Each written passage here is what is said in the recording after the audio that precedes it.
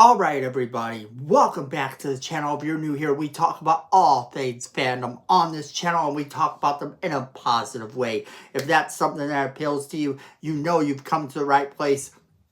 We are so happy to have you here. And today is Saturday where we talk about things we didn't get to talk about the rest of the week. And today just happens to be one of those days where some news came across our desk that we were actually excited to talk about and couldn't wait to bring it to you. Normally, if I'm talking about Scream 7, you know it's Terrifying Tuesday, but this is not Terrifying Tuesday, and we're talking about Scream 7. So let's jump right into it.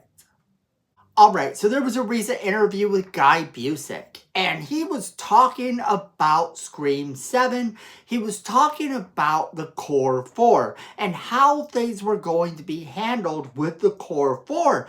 And this is actually a pretty cool thing because I know a lot of people loved that group of people. A lot of people loved them in the movie and wanted to see the Carpenter sisters come back. Wanted to see the Core 4 be the ones that continued on. And unfortunately, that's just not what we got. That wasn't in the cards. Now, despite that not being in the cards, you could argue that they made those movies successful. The new cast was something that was an anomaly in Hollywood. Bringing in an entirely new group of actors as the main characters in a franchise where the characters don't normally die off and presenting them as the new incarnation of these characters, the new group that we're following. That's something that don't always work in Hollywood. And yet they did it. And they did it well. You can argue that these movies were not as good as the originals, but you cannot say that these characters didn't hold their own. These were some good characters, and a lot of people really wanted to see more of them. So what exactly happened? According to comicbook.com, we got our answer. Scream 7 writer reveals why Sidney returns and how the sequel handles the Core 4. So the article says, hello again, Sidney. 6 movies, multiple ghost faces, and 3 decades after the original Woodsboro murders. Neve Campbell's Sidney Prescott is picking up the phone one more time in Scream 7. Campbell chose not to appear for Scream 6. However, the New York set sequel name-checking Sidney when Courtney Cox's Gail Weathers reported she and her husband Mark took their kids somewhere safe. Now I want to stop right there because a lot of people assumed that that was Mark Kincaid, that we were getting Mark Kincaid back. Of course that didn't happen, and that's okay that that didn't happen. It's something that sure would have been great, but that's not the cards we were dealt. Apparently some scheduling conflicts or some payment conflicts or something interfered with that, and we got a new husband for Sidney who also just happens to be named Mark, and that's fine too. The article goes on to say the torch had passed to the Carpenter sisters, Sam, played by Melissa Barrera, and Tara, played by Jenna Ortega. With Sam having a connection to the OG Ghostface in the form of her father, of course, which happened to be Billy Loomis, it looked like Sam, Tara, and the Meeks twins, Mason Gooding and Jasmine Savoy Brown, formed what was called the Core 4. And the Core 4 was very much loved. So what exactly happened to the Core 4? What happened to this group? And why are they not in the other films? Well, we know that's not entirely true. So why, then, do some of them appear and not the others? Before Melissa Barrera was fired, the original Scream 7 would have happened with Barrera and Ortega and would have been completely different, Guy Busick told comicbook.com in an interview pegged to Final Destination Bloodlines, which he also wrote. We weren't able to use what we had in the previous iteration for this one. We just had to start from scratch, which was a bummer. We were excited about what we had for that movie. We wanted to do more Core 4 movies. Busick continues. Of the 4 friends introduced together in the 2022 Legacy sequel, we know that fans love these characters. We love those characters. We created those characters. I would love to see in some universe a continuation of these characters in some way. But we weren't able to port over the stuff from the other story. It was like, okay, here is what the universe dealt us. We always wanted to do a Sydney movie. Let's get into it. And why now? Why this one? So why bring back Sydney now? And why in Scream 7? After all, Gale told Sam and Tara in Scream 6 that she deserves her happy ending. Exactly. So that presents a big issue. We could have seen what happened to these other characters if it hadn't been for the cards that were dealt to the writers. If it hadn't been for Melissa Barrera getting fired over some political differences, it might have been a better place. That's kind of one of those things. It's a bit of a catch-22. Some people say they understand, and a lot of fans, however, don't. Okay, so he continues on. I don't want to give anything away about the reason Scream 7 had to be a Sydney movie, because there is a really cool reason, Busick teases. In all these movies, you have to ask, why now? What is the thing Scream is commenting on now? Scream is always in a conversation with the audience about the state of movies, the state of horror movies, and in particular, franchises. Busick seems to suggest that the meta horror franchise's 7th entry is a commentary on the trend of the Legacy sequel. 2018's Halloween, 2022's Texas Chainsaw Massacre, and 2023's Exorcist Believer, as well as 2025's I Know What You Did Last Summer. The decades later sequels and quasi-reboots that have brought back the original characters and actors, Scream 22 got in on the Legacy sequel by reuniting the trio with Sydney, Gale, and Dewey, David Arquette, for the first time since 2011. There is a really specific reason why Sydney is in this movie.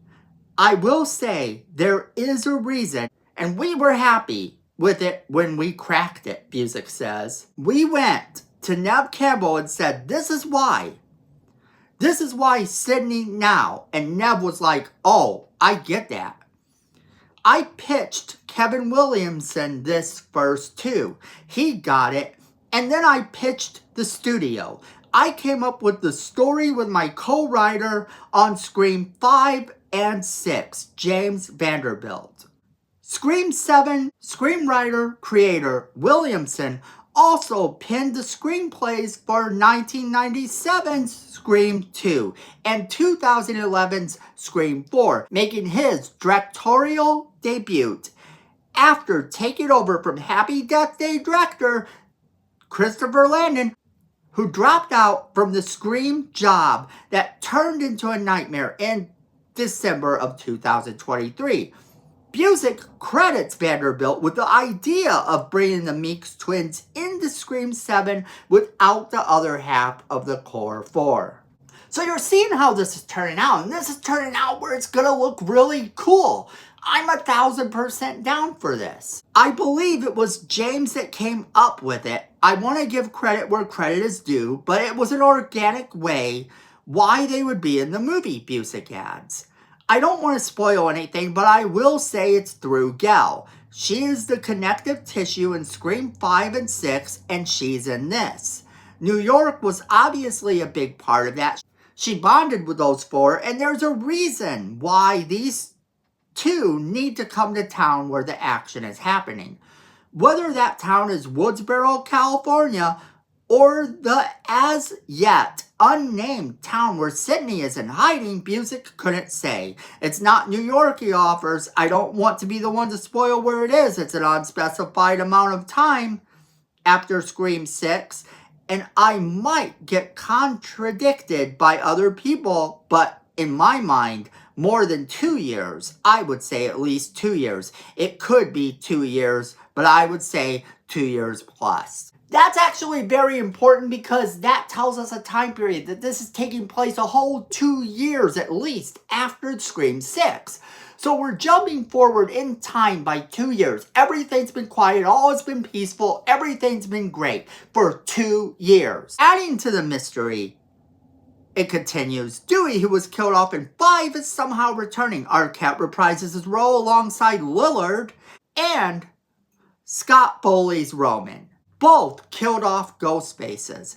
The new cast includes John McHale as Sidney's husband Mark, Isabella May as Sidney's daughter, actors cast in undisclosed roles. And one of those actors I want to talk about is McKenna Grace, who everyone originally thought was going to be one of Sidney's daughters. It just says she's in one of these undisclosed roles. So what does that even mean? Now, Scream doesn't come to theaters until 2026. February 27th of 2026, Scream 7 will be out. Now, this is all very cool, and it tells us something about this movie. This movie is going to be a commentary on the legacy sequels, on those sequels that kind of bring back the legacy characters that you're used to after everything else kind of falls by the wayside, to bring us something that maybe is closer to the original. That has me a bit excited. I think that this movie is going to take us back to a time period maybe where the sequels aren't quite as important. However, the inclusion of the twins, that's something. The inclusion of the twins is something that makes sure that you know that Scream 7 is not going to ignore Scream 5 and Scream 6. It's not going to ignore Scream 2, 3, and 4. It's not going to ignore any of that. All of that is still canon. And that makes me excited for this series above everything else. One of my biggest fears when I'm watching films is that they're going to take the canon that I love and just do away with it. Just do away with it because they feel that they can write a sequel to the original that's going to be better. That is kind of a catch-22 because sure, you could do it and then it might also flop big time. When you're doing something like that, you do have to be careful. That's how I feel about it. I think that when you're doing a sequel to the original movie and ignoring all of the sequels, me personally, I find it to be lazy writing. So just knowing that they are bringing these characters in and that that's not going to be the case here, but they are still commenting on the legacy sequels and they have a reason for Sidney being in this movie is going to definitely be something worth watching. I think that when you're doing this type of thing, you always need a reason to do it. And if you can acknowledge that these other sequels existed the way they're doing, I think that's going to be awesome. But that, my friends, is where I'm going to leave it off to you guys. I want to know what you guys are thinking about all of this. What are you guys thinking about this situation?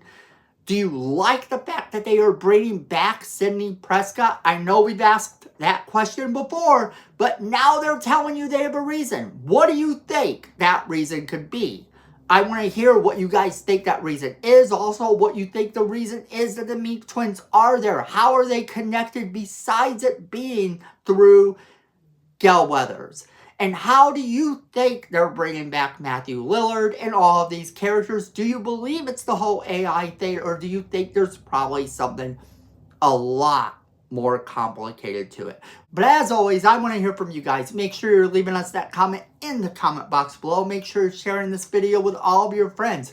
They're going to want to be a part of our crazy conversation. And then make sure you're hitting that like button. It's free. It helps the channel.